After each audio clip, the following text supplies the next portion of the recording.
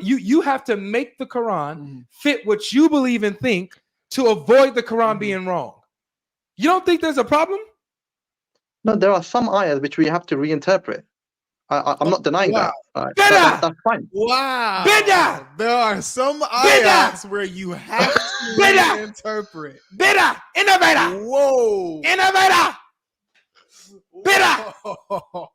Whoa, Bid'ah! relax. Wow. Bid'ah! Bid'ah! Innovator! Innovator! Bid'ah! Oh wait, no, you got bro. No, take one of them off. You gotta take one of them off, bro, and hit them with it. Hit them with it. Bid'ah! Bid'ah! Innovator! Innovator! Innovator! Bid'ah! Oh my God. Oh.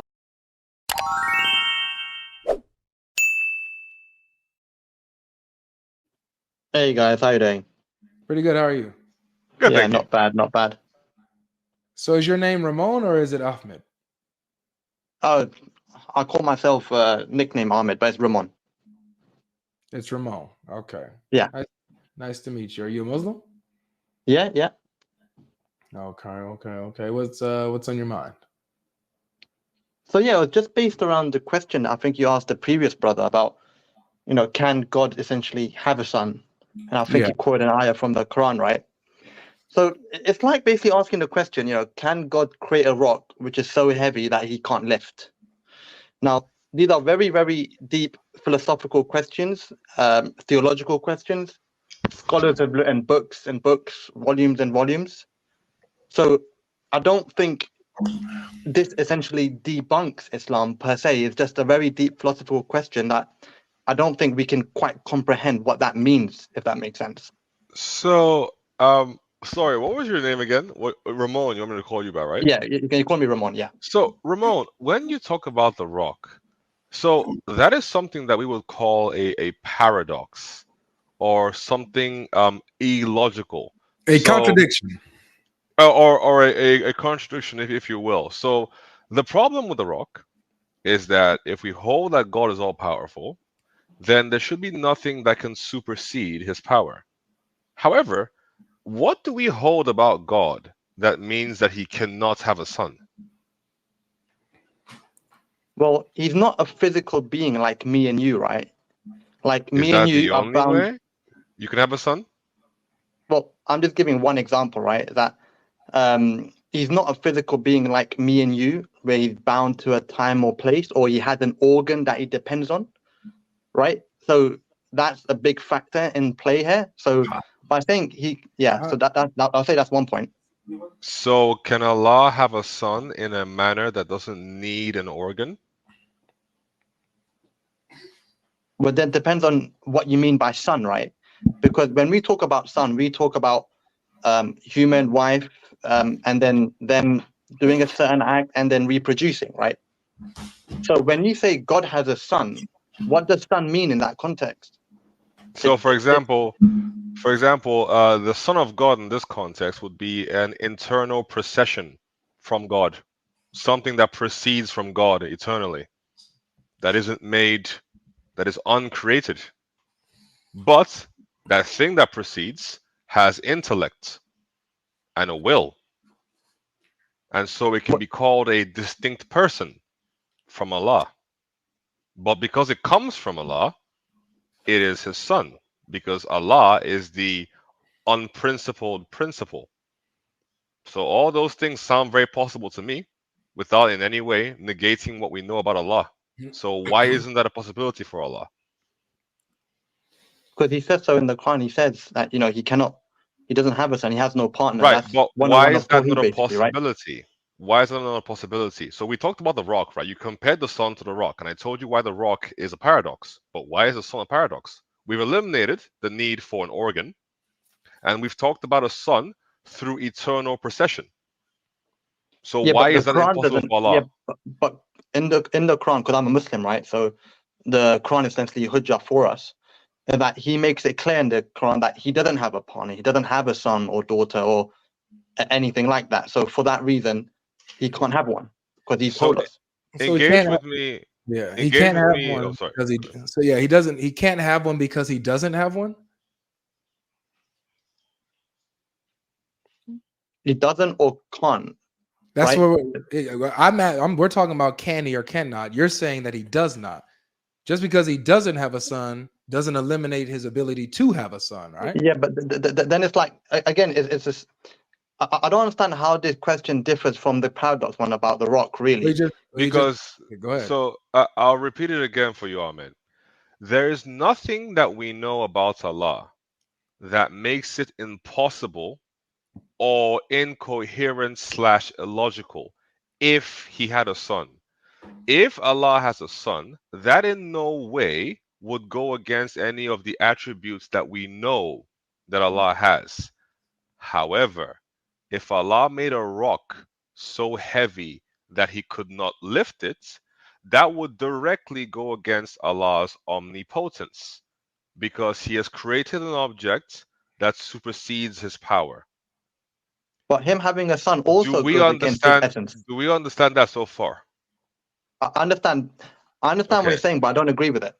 And secondly, we agreed that the son does not come from any organ, but the son comes from internal procession.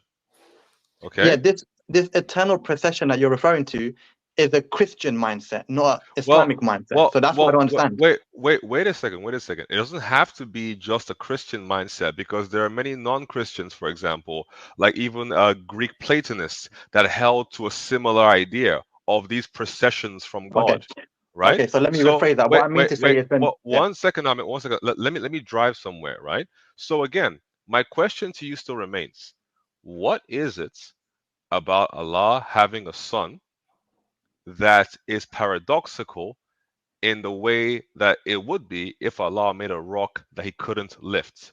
And don't tell me that the Quran doesn't say so, because you were very quick to admit that if Allah made a rock so heavy he couldn't lift it, it would be wrong, despite the Quran never saying that.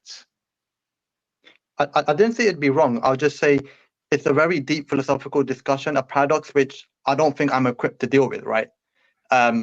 Again, people have written loads of books and volumes on it. It's a very deep discussion, and it's very mind-boggling. But I don't understand how essentially this. Going back to the question about can he have a son or can't he? In the Quran, he clearly states he doesn't, right? I don't know if he says he can't. We're not I don't asking know. if he. Yeah, we're not asking if he does. We know the Quran says he doesn't.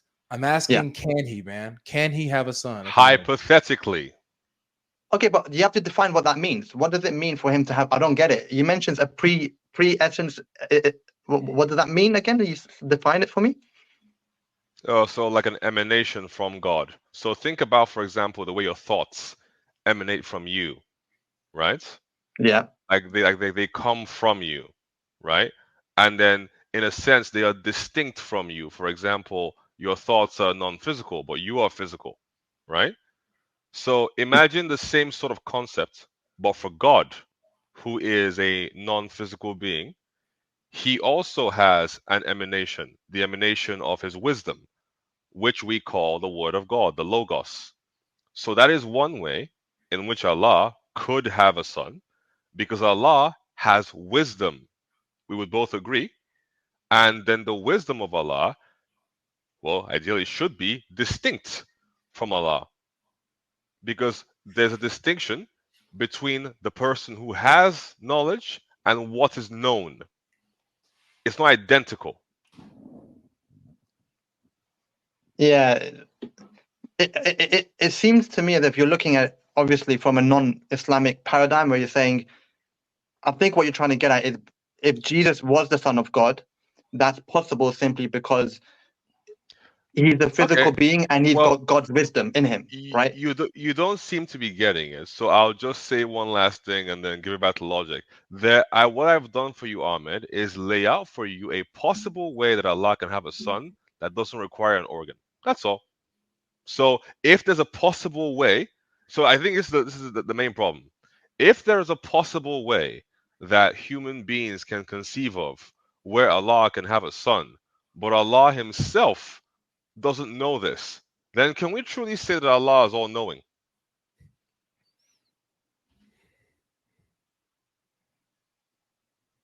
Yeah, to be honest, there's too many factors at play here.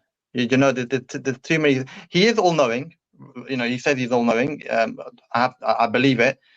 But this concept of him having a son, again, it's not clear to me what that means. I know it's easy for you to define that because obviously you're looking at things from a non-Islamic paradigm. But from me, which is the Quran as a hujjah upon me, I can't comprehend that fact or that concept. Can you do it? Can you do it? Yeah. Again, can you have a son? That is the question. It's like, again, it's a paradox. He says he, Can you know, he do it? it's like saying, okay, how about this? Can he send a prophet to hell? Yes, he can. He can, Yeah. but he won't. You're saying, right? Yeah, he won't, but he can. So he's saying he can do anything, but he can do that, but he essentially won't do it. He can right? do anything that's logically possible, man. So Ahmed, it's logically possible for a prophet to go to hell. Just because you are a prophet doesn't mean you're guaranteed heaven. Right. Well, again, according to the Quranic paradigm, where does it say prophet can go hell? I mean, according to the Islamic paradigm, Muhammad didn't know where he would go. So according to Muhammad, it was even possible for him to go to hell. He didn't know. And technically, Muhammad did go to hell at one point and identify that it was full of women. So, you know, that's probably a hadith or something, right? Yeah. Hadith. One of those. It says he went to hell or he's seen it.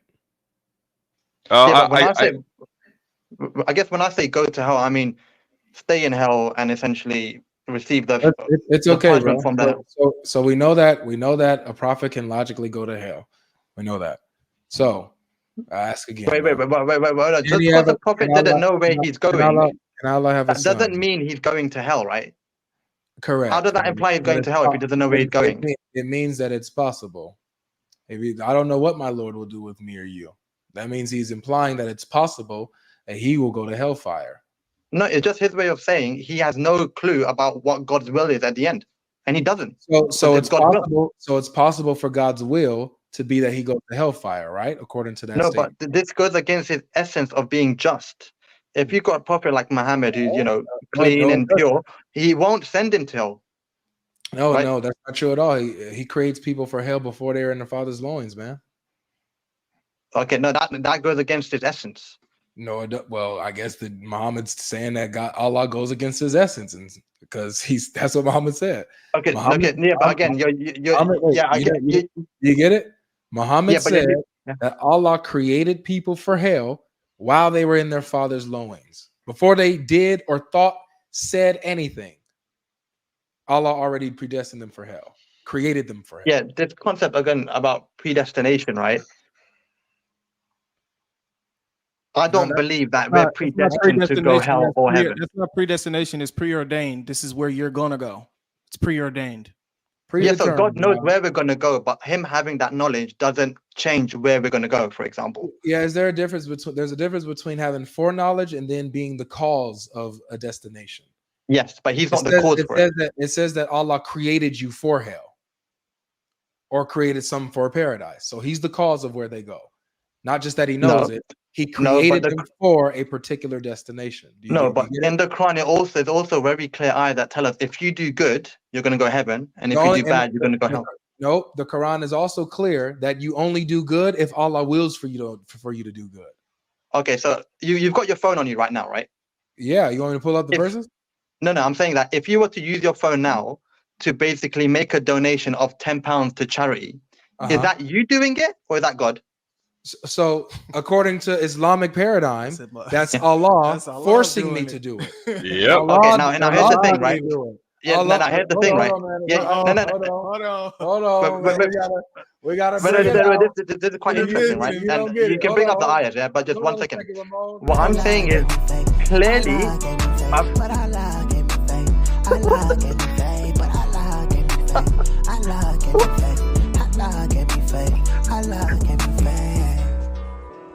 Allah gave me space, Allah You like that, Ramon? All right, like I was saying, right? Like I was saying, that's if, for example, you take out your phone and make a donation to charity, that's empirical evidence that I've just shown you that you are in control of your actions, right? So, I mean, what you just did is you just showed how Islam is false for teaching that it's outside of reality. It's going against reality by saying that it's not your choice to give to charity, but it's Allah who made you choose to give to charity. Right. You see how what your theology doesn't match with reality. That's why Islam is false. So where in the Quran does it say that? I'm basing my claim on the Quran, right? So the Quran clearly says those who do good deeds will go heaven. Those who do bad deeds will go hell. Yeah. Yeah, look. Yeah, but that doesn't negate the fact that he's literally playing puppet master. He's just telling you those who do good will go to heaven and those who do bad will go to hell. But he's actually he's the one who's doing that. The ones who do good is by Allah's will. The one who does bad is by Allah's will. That's what we're saying. So you're not really pushing back on anything we're saying. Yeah, look. I got a few verses up here, man. I got everybody can use my article I wrote on this. Get him before they get took down. Everybody download them. Everybody download my article that I wrote on this. We don't know how long they're gonna be up there. You know, I was using an old name by Sam Shimon back then, but you know, I forgot to change my name. But it's an old article. It's an old article. No, that's a biased website, man. You know you can't pull that. Oh yeah, man. It's Quran verses, man. It's Quran verses, man. There's nothing you can do about it. From a biased website. That's in English, man. That ain't no Quran. That's in English. The Quran's only in Arabic, man. All right, everybody, check my articles out. My name used to go by Sam Shimon, but you know that's back in like 2002. So here's the article. But now look, bro, look. So it says. Which verse we want to look at? Which one? Let's do wait, I lost the other one. Hold on. Oh yeah, here it is. Let's do 81 to 81. Surah 81, verse 28 and 29. It says, to whomever among you who wills to walk straight, right? So you will, by your own free will, walk the straight path, right? It's your will, right? To whoever among you who wills to walk the straight path, and you will not unless it be that Allah wills. Wow. The Lord of the world. So you take that. So you're taking that literally, right? But I mean, that's what it says. You can't will to walk the straight path unless Allah wills for you to will to walk the straight path. But yeah, so you're taking that literally, right? That's what you're doing. What it says? What else am I supposed to take it? Even no, because there are ayahs in the Quran which say that God has like a hand and feet as well, but I don't take that literally. So right? So I don't take those ayahs literally. Like this, if you read this literally as you read it, I get it. That is the conclusion you would come to. Wait a minute. Wait a minute. So let him land. Yeah, go ahead. Did you finish your point? I want to make sure you get it out. Yeah. So basically, that was my point. Yeah, that I'm not taking this ayah literally as it stands. But if you take it literally, then you'll reach the conclusion you did, because that's what it said literally. Yeah. Quick question: if Allah says it is He who wills if you enter paradise, are you taking that literal? Yeah, because He decides who goes to paradise. Okay. Now, if He says He wills if you walk on the straight path, are you taking that literal? No. The reason I say that is because I'm my own person. The good deeds I do, I make those good deeds. No one's pulling strings. So Ahmed, look, I know what you're saying. So then you have to reject the Quran, because look, I am with you that you pull your own strings, that you do what you freely decide to do. The Quran, however, says otherwise, and therefore is out of touch with reality. It's going against reality. So it's false. Yeah, so if you interpret it that way, then yes. It depends on how you interpret it, right? There's no other way to interpret it. It's either Allah wills for you to will to be on the straight path, or He doesn't. It's what the verse says. It goes. Okay, so then how would you interpret the ayah that say, well, God's got hands and feet? Now, if you ask me, do I take that literally? I'll say no, right? That's fine. That's on you. But no, but then you can use the same argument here and say, well, it said he's got hands or feet, so obviously he's got hands and feet now, right? Well, so yes. Look, it's like this. The context tells you whether something can be figurative or whether something can be literal, right? You have context where Allah has like his hands, it expresses his hands by his power. There's some verses that express it like that. There's other verses that do not have that context that expresses his hands, like Adam being created with his hands, by his own hands and stuff like that. And doesn't use it in the makes the way that Adam was created different from how everything else was created in creation. So obviously Allah uses everything for his power, but specifically he made Adam with his hands. So there's a distinction there, right? So context will tell you whether something is figurative or literal. Where in the context are you getting that when Allah wills that you will to be on the straight path, that is figurative? Well, we've got empirical evidence all around us, right? There's the same example I gave you, right? Wait, stop. You can't use, I don't mean to cut you off, but you cannot use reality to justify the Quran. The Quran has to line up with reality, not you fix the reality. You're literally showing how the Quran contradicts what we know about reality. You get what I'm saying? I can see where you're coming from, because I see the angle you're coming from.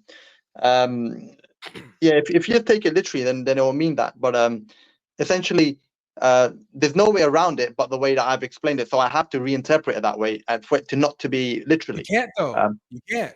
No, notice what you have to do. You have to reinterpret the verse so that the Quran wouldn't be false, so that it wouldn't go against reality. But if you just let the Quran speak for itself, you can clearly see that it's false and goes against reality. Okay, well, you do know there are ayahs in the Quran which God has mentioned. Some are clear and some are unclear, right?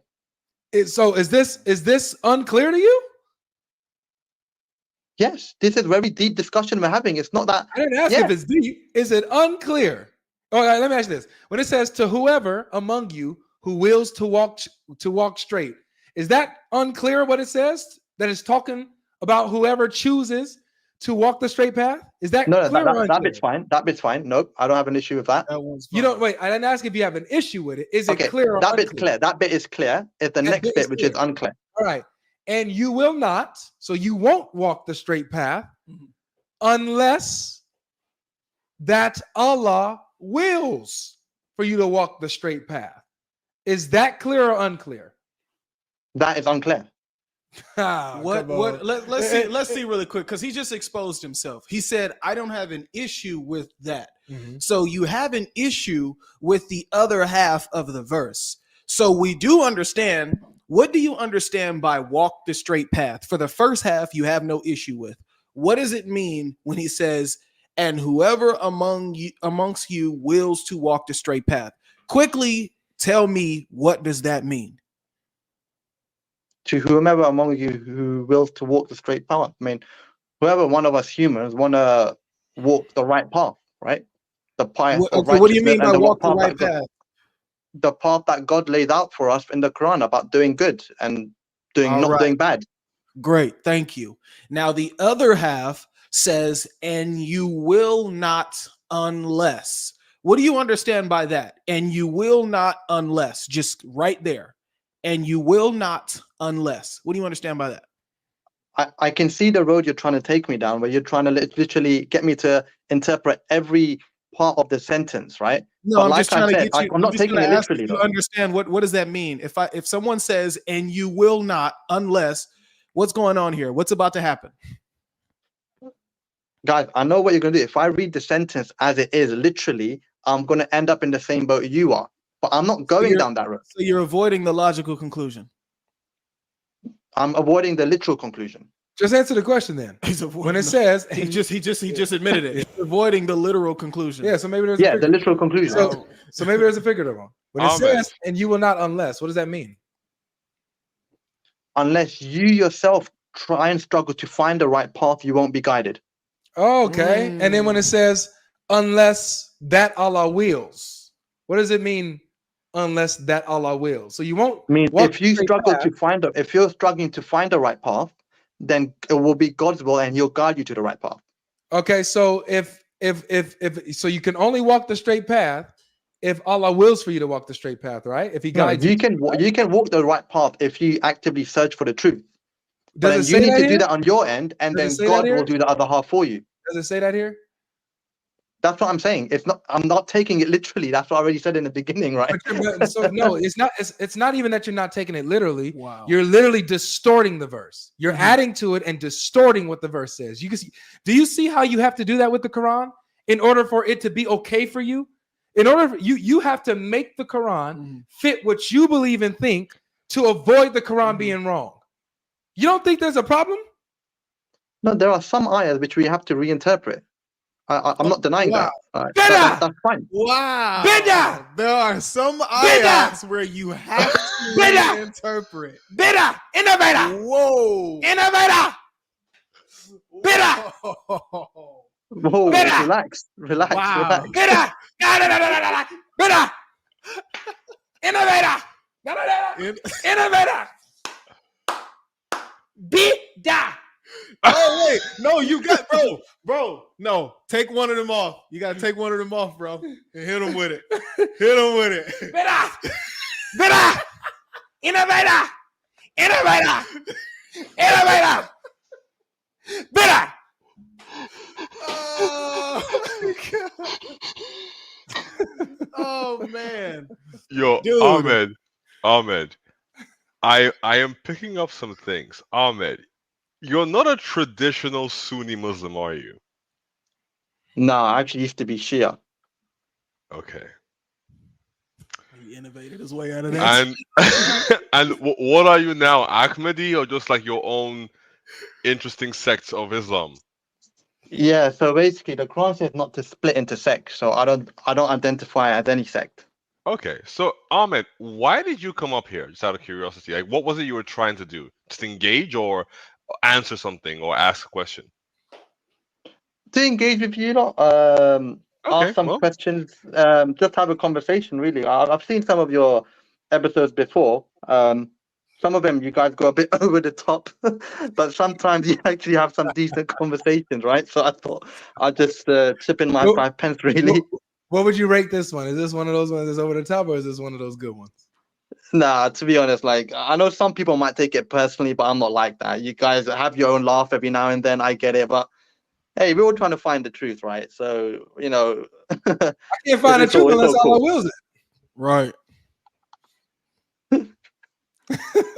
We got to be able to interpret something, man. You can't pick apart one sentence. That's the smallest sentence that I've ever seen, man. All right, so let me ask you guys a question, right? Mm-hmm. Do you believe that the Bible's preserved? Sure. I thought you was gonna ask us something on the topic. Lord have mercy. He innovated his way Sure, out of sure, Ahmed, sure. Yes or no? Right? Sure, yeah, sure, it is, yeah. So is the same Bible that we had when Prophet Isa walked amongst us? What does this have to do with the question? Sure. In the subject. Oh no, it doesn't. I was just wondering if I could ask my own question. Sure. Absolutely not. That's not. I have an OCD about this. Okay. I have OCD. I am like physically unable to move on to a different topic when one is unfinished, when one has not honestly concluded something. I can't move on. I just can't. Like, because if we go and I start giving you Bible and answering these questions, you are already dishonest with your own. How can I trust you to be honest when I'm answering you questions and giving you explanations? That would just be a waste of my time if you can't be honest with your own text. Listen, we can agree to disagree sometimes. It's part of human nature. It's not a big, really big deal. agreeing But to if you feel like, though, but if you feel like you can't move on, then I get it. But this isn't agreeing to disagree. This is literally you admitting you don't want to see the literal conclusion from your own words. You don't want to see the literal conclusion for what it is. This is what you told us. But I agree with what you just said. I'm not taking the literal meaning of that ayah. Yes, okay, I agree with you. Take 20 seconds to reinterpret it the way you want it. Let me hear it. I just want to hear what you got to say. I'll answer it for him. No. Go ahead. No, Ahmed, I want to hear 20 seconds. Make it quick and short because the verse is really short. What do you see in this verse? Please make it quick. He's not learned on the subject. That's the problem. Please stop trying to save him. Just Ahmed, can you say something really quick? Just 20 seconds on what you understand on the verse. We don't confuse us with, I don't know, I can't say anything, I don't know, it just seems a little too philosophical, it's too deep. I didn't say that about this ayah. I said that about the paradox question. So what I'm saying about this ayah in 20 seconds is simply those who are willing to find the truth and struggle to find the truth, God will lead them to the truth. Okay, doesn't say that though. That's the point. What is it? What is it? What about the part where it says, "And you will not"? You will not what? You will not find the truth, right? Yeah, because if you're not trying to actively search the truth for yourself, God won't lead you to the truth. No, wait, it doesn't say that. It doesn't say unless you try to find it for yourself. It says, but I'm not taking it literally. Listen, the other gentleman next to you asked me what I took from the ayah, right? It's not literal. I told you what I take from the ayah, but like I said, we have to agree to disagree, right? I mean, fair enough. All right. Well, I will say that I did love your personality, man. You was able to laugh with us. I can always appreciate somebody like that. You can come back again. All right. Thanks, guys. See you later, mate. Take care. All right. Bye. See you, man. All right. That was Ramon. All right.